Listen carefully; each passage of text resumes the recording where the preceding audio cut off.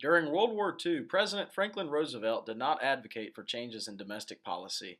He avoided this topic in hopes to achieve bipartisan support of the war. When Roosevelt passed away, his vice president Harry Truman was named the new president. While Truman was in office during the Cold War in 1950, there was a demand for a larger military. Top officials sent him a secret report for this need shortly after North Korea attacked South Korea. Truman used this invasion as a way to increase military spending budget to approximately $40 billion annually. This budget remained the same for the next 42 years.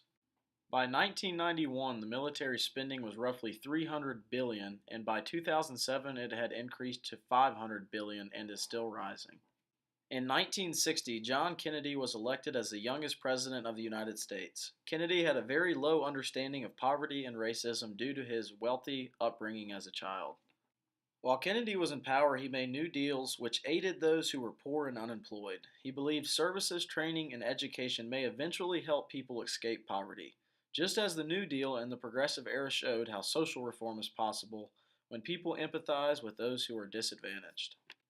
Kennedy tried but made very little progress when he attempted to stop the discrimination of African American employment.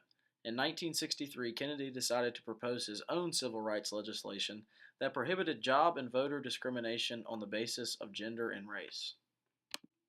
While Kennedy had shattered the conservative satisfactions that characterized the 1950s, he gained a crude Vice President Lyndon Johnson.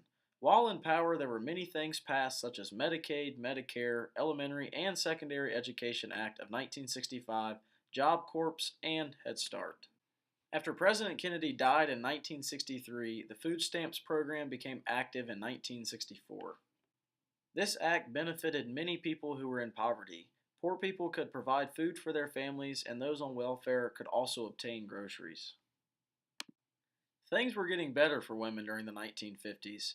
In 1952, the percent of women being employed was at the height of World War II, because during World War II, women had to work due to all the men being gone at war. Although this seems like a good thing, many women were shamed about working. They were accused of harming their families for working. For gays and lesbians, World War II shed a light on them. Soldiers that were gay formed gay communities. Gay men and lesbians were also arrested frequently. Gay men, lesbians, and women were not the only people who were suffering from oppression. There were also people of color in urban ghettos, Asian Americans, and Latinos that also suffered. Social work emerged from the Great Depression, with casework being the main occupation from this field of study. The National Council on Social Work Education became established in 1946 to launch a study of social work education. The profession was influenced by the turbulence of the 1960s.